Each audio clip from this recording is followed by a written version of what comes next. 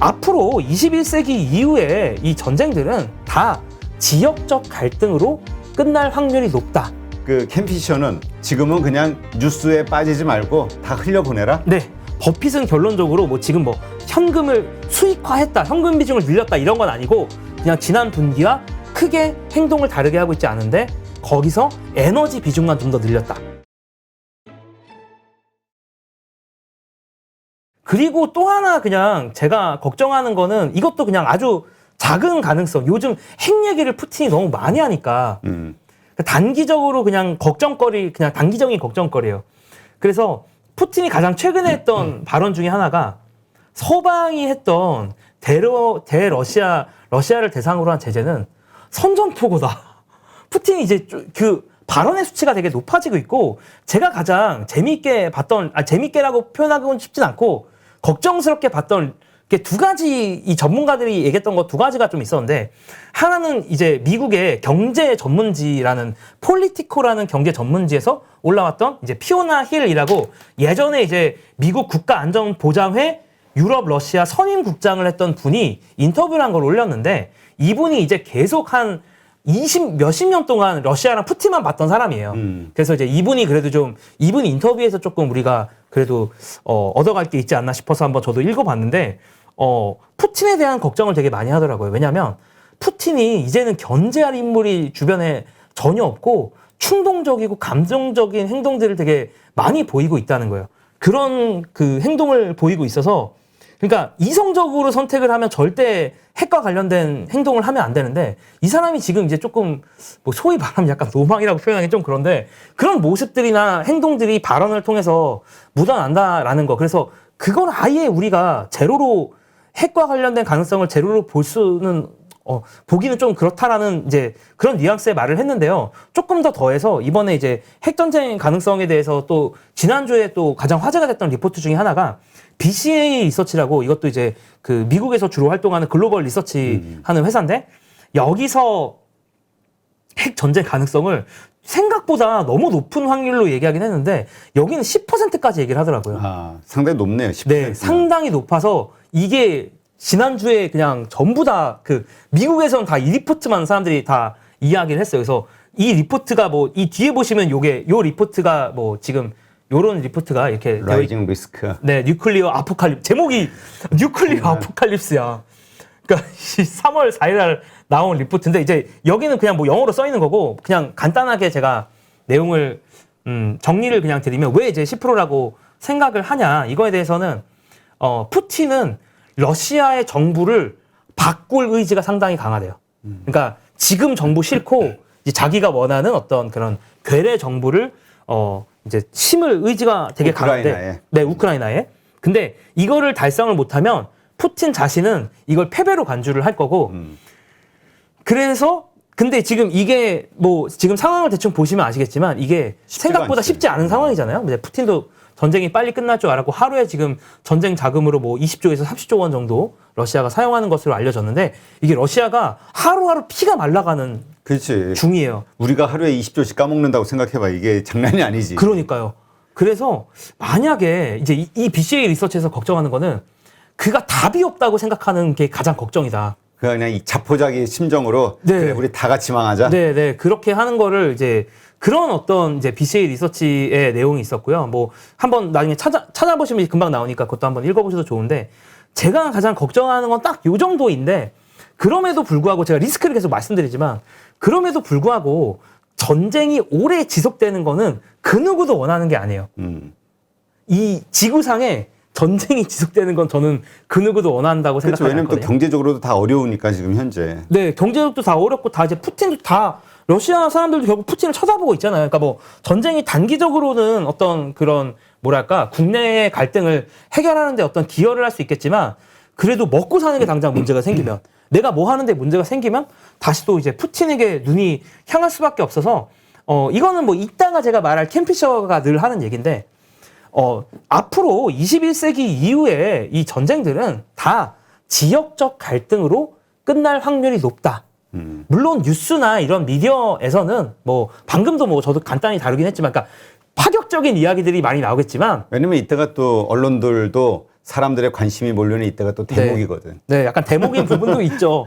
그래서 그런 부분도 있지만 캠피셔 뭐 이따가 제가 대가들 쭉 어떻게 얘기했는지나 행동했는지는 말씀을 드릴 건데 캠피셔 같은 경우가 가장 대표적으로 얘기하는 게 이 전쟁 누구도 원하지 않기 때문에 오래 안 될 거다. 슈퍼파워들끼리 싸우고 싶어 하지 않는다.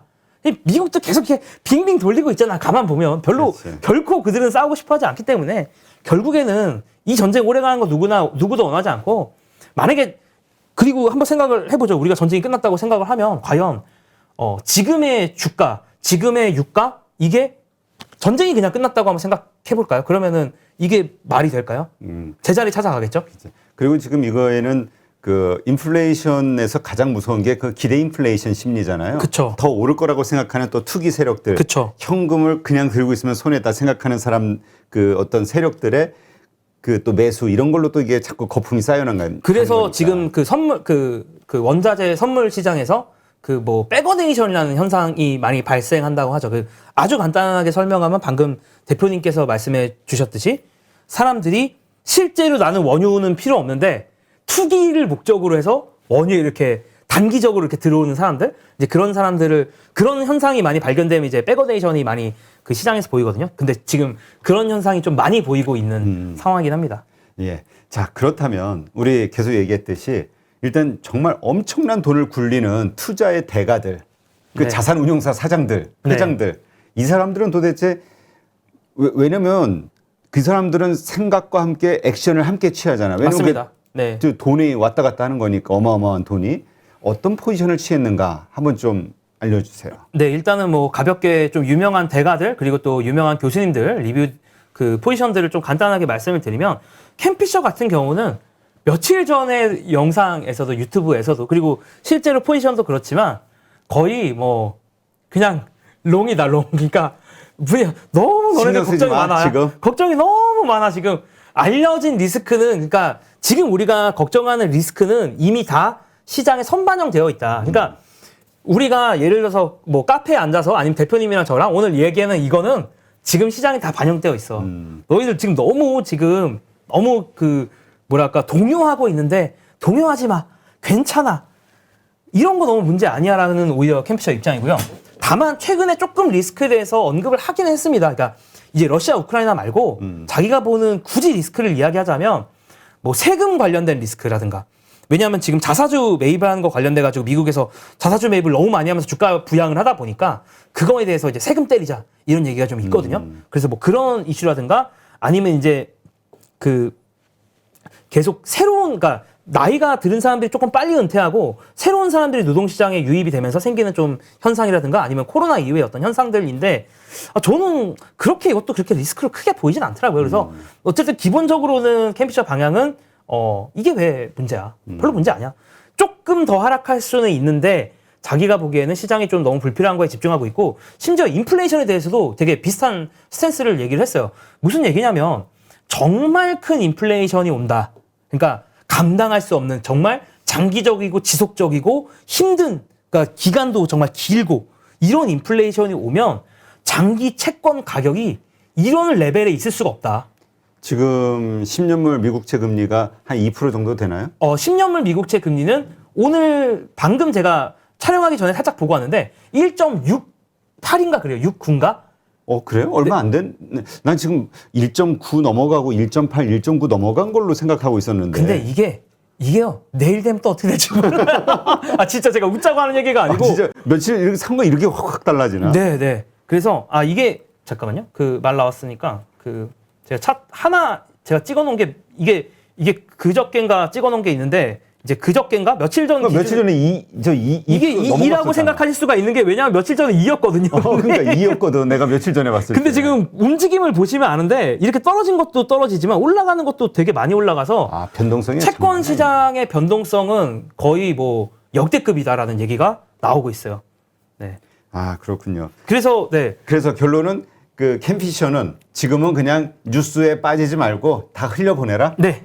캠피셔는 그냥 그런 생각을 가지고 있고 그래서 자기는 큰 인플레이션도 어렵다라고 왜냐하면 채권 가격을 봤을 때는 채권 시장에 투자하는 사람들이 그것만 계속 고민하는 사람인데 그렇지. 채권 시장 뭐 여기 그 10년물도 그렇고 뭐 캠피셔는 뭐 더 그 뭐 30몇월 뭐 이런 것도 이야기를 했던 것 같은데 장기 채권 가격에 지금 그 정도 수준인 걸로 봐서는 이거는 인플레이션은 단기적으로 어떤 뭐 그런 그 투기 혹은 이런 이슈에 따른 반응은 있을 수 있어도 장기적이고 지속적이긴 좀 어렵다라는 게 캠피셔의 주장이고요. 그 다음에 페드에 대해서도 약간 페드가 시장에서 영향을 미칠 수 있는 게 거의 없다. 약간 그런 주의예요. 그냥 페드는 시장에 대응하는 자들이지 주도하는 자들이 아님을 기억해야 된다라는 거고요. 그래서 결국에 자기가 보기에는 그러니까 인플레이션 물론 완전 초단기적으로는 전쟁이 인플레이션에서 가장 큰 이슈겠지만 이제 지금 우리 그 한 중기적인 관점에서 봤을 때 가장 큰 결국 인플레이션의 문제는 공급망. 연준 파월 의장이 작년에 그렇게 했던 얘기네요. 그렇죠? 공급단의 문제다. 네, 공급망의 문제인데 공급망의 문제는 결국 코로나의 문제고 코로나의 문제는 해결될 거다. 지금 뭐 유럽도 영국도 이미 이제 방역 해제했고 미국도 마스크 벗기 시작하고 우리도 사실 뭐 좀 느슨해지고 있으니까 네. 숫자는 몇십만 명으로 늘어나지만 이게 네. 자연스럽게 독감 수준으로 끝날 것이다라고 기대하는 사람들이 많이 늘고 있잖아요. 네, 네, 이게 네. 결국은 이 캠피셔가 기대하는 바다. 네, 캠피셔가 생각하는 방향이다. 물론 뭐 본인도 이런 얘기하면서도 그 잔선 달죠. 뭐 나도 틀릴 수는 있지만 자신의 기본 방향성은 이거랑 가장 가깝다라고 이제 이야기를 하고 있고 실제로 뭐 포지션도 캠피셔는 물론 뭐 완전 최근 것까지 공개된 건 아니지만 한 45일 정도 전 거는 이제 공시가 나오니까 볼 수 있는데 캠피셔도 뭐 크게 변동이 없어요. 크게 변동이 없다고 보시면 될 것 같습니다. 그리고 레이 달리오도 얘기를 한번 살짝 해보면 레이 달리오는 이제 약간 그 뭐라 그럴까 작년 이후로 약간 그 뭐랄까 신뢰 이름에 대한 그 비중이 약간 떨어지는 느낌이 들어요. 근데 그 제가 약간 또 디펜스를 치자면 그래도 올해 그러니까 그 아주 나쁘지는 않았던 게 그러니까 레이 달리오도 사실 이제 인플레이션이 계속 온다라고 주장했었던 사람이고 또 작년에 펀드 성과가 그렇게 나쁘진 않았어요. 그래서 제가 알기로는 둘 다 두 자릿수 정도 가까이 언저리는 하나는 못했구나. 어쨌든 뭐 그래도 한 10% 내외였거든요. 이거 약간 기억이라 확실하진 않은데 그래서 막 엄청나게 못하진 않은 작년 기준으로는 그 정도 성과를 보였었는데 이제 레이 달리오가 이제 12월 31일 기준으로 포지션을 그러니까 작년도 이제 2021년에서 2022년 넘어가는 그 사이에 포지션이 어떻게 바뀌었는지를 좀 보면 매수 종목 위주로만 간단하게 말씀을 드리면 여기 있는 게 이제 뭐 프록터앤갬블, 코스트코, 펩시, 맥도날드, 존슨앤존슨 이런 것들을 주로 레이 달리오가 샀거든요. 내수주잖아 이게 우리 소위 얘기하는 생활 소비주. 네, 필수 소비재. 이자 경기 방어주. 그러니까 무조건 이게 어떻게 보면 이거를 레이 달리오는 조금 불황에 대비하는 거라고 볼 수는 있어요. 그러니까 좀 경제가 위기에 터져도 꾸준히 현금 흐름을 창출할 수 있는 회사가 뭘까? 우리가 경제가 위기에 터져도 코스트코에는 갈 거 아니에요? 펩시는 가서 콜라는 먹을 거겠죠. 우리가 뭐 비싼 뭐를 안 먹을 수는 있어도 콜라는 먹을 거고 맥도날드는 갈 거니까 이제 그런 관점의 생각이 보이는 좀 레이 달리오의 움직임이었던 것 같고요. 그 다음에 이제 워렌 버핏도 얘기를 좀 간단히 드리면 워렌 버핏은 또 이번에 최근에 주주 서한을 한 지난주 초쯤에 아마 주주 서한이 이제 올라갔는데 거기에 내용을 간단히 보면 버핏의 생각을 살짝 좀 볼 수가 있는데 기본적으로는 어떻게 얘기를 좀 하고 있냐면 일단은 내가 사고 싶은 종목들 그러니까 자신의 목표는 총자산에서의 주식의 비율을 100%로 채우는 건데 지금 100%를 채우고 있지 못하고 있거든요. 그러니까 그런데 내가 어리석어서 못하고 있다. 자기가 어리석어서. 항상 되게 겸손하게 편지 쓰세요. 그래서 못하고 있는데 이건 근데 이제 제가 조금만 더 번역을 하면 버핏의 생각은 그냥 번역을 하면 원래 20% 정도 더 사고 싶은데 20%를 현금으로 갖고 있다는 건 살 게 없다는 거죠. 버핏 입장에서. 지금 가격이 싸든 아니면 뭐가 성장성이 보이든 없다. 네. 없다라는 건데 그나마 최근에 가장 인상적이었던 움직임이 뭐냐면 옥시덴탈 페트롤리움이라고 해서 그 미국의 대표적인 에너지 회사예요. 그래서 이거를 더 추가 매수를 했어요. 그래서 이게 약간 지금 버핏 입장에서도 전체 포트폴리오에서 한 5조 원? 결코 작은 숫자는 아니거든요. 5조 원이면. 물론 뭐 100조 이상 갖고 있는 뭐 애플도 있겠지만 어쨌든 그 원유 에너지 관련된 업체를 이렇게 최근에 그것도 최근에 샀어요. 지난주에 샀어요. 지난주인가 뭐 이쯤에 샀으니까 버핏이 그래도 이런 인플레이션에, 그러니까 버핏만의 인플레이션에 대비하는 방식이겠죠. 그러니까 에너지 관련된 주식들을 사면서. 그리고 예전에 이제 버핏이 작년엔가 일본 상사들 주식을 사면서도 그런 얘기가 되게 많았었는데 그 일본 상사 회사들이 원자재들과 좀 직간접적으로 좀 연관이 되어 있거든요. 그래서 버핏의 움직임은 저는 기본적으로 좀 인플레이션에 그래도 확실히 좀 더 대비하는 그런 느낌이 좀 들었어요. 특히나 에너지를 사는 거, 에너지 관련된 회사를 사면서. 그래서 한 줄로 요약을 하자면 더 이상 뭐 추가 매수는 아니지만 굳이 추가 매수를 한다면 에너지 회사. 지금 상황에서. 그리고 약간의 현금 비중 유지.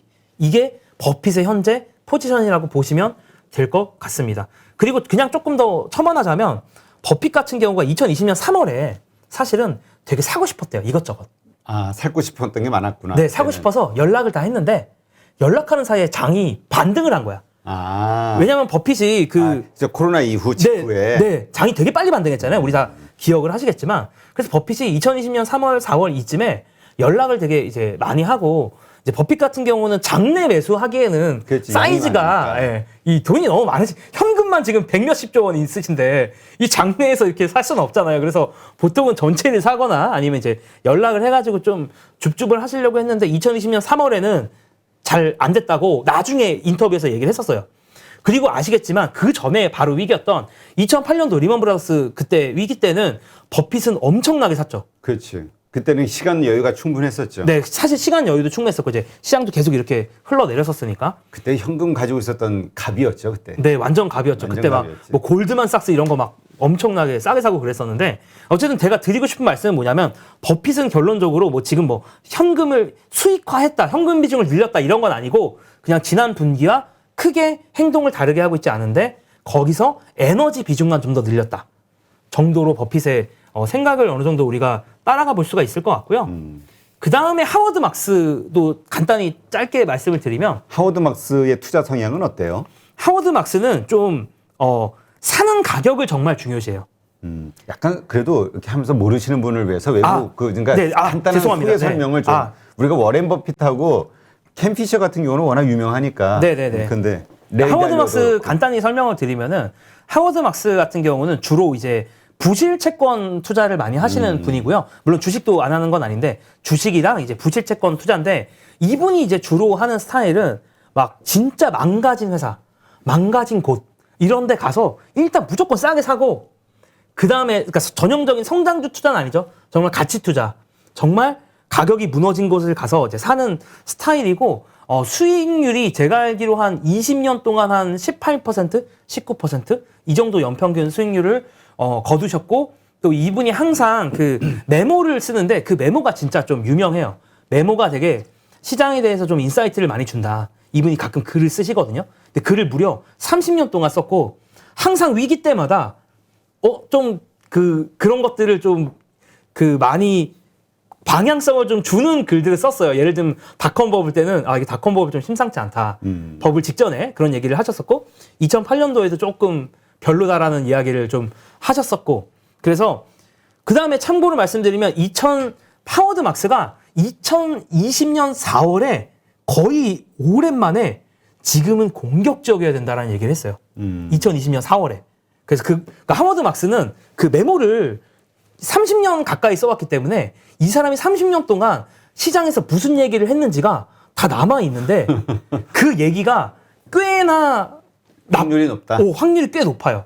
그래서 뭐 지나가는 얘기일 수 있는데 워렌 버핏도 뭐 하워드 막스가 메모를 쓰면 그거를 뭐 챙겨본다 뭐 이런 얘기가 있을 정도로 하워드 막스가 좀 외부로도 활발히 활동하면서 수익률도 좋은 그런 투자자로 되게 인정을 받고 있고요.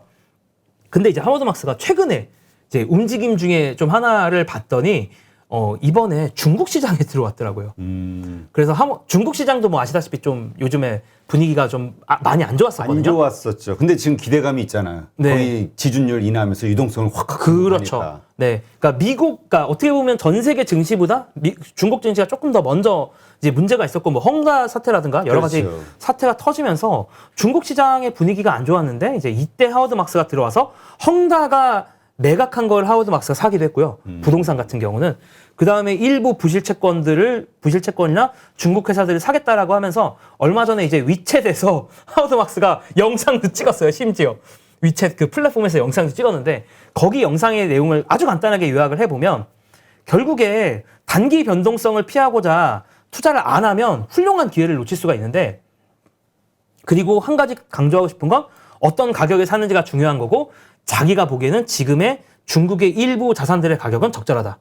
지금 들어가기 매력적이다. 라고 하면서 중국 시장에 대해서 이제 매수를 했습니다. 그래서 이게 조금 화제가 됐어요. 네, 그래서 전체적으로 보면은, 물론 제가 부정적인 분도 있다가 하나 얘기를 드릴 건데, 전체적으로 보면 꽤나 그렇게 부정적이지만은 않아요.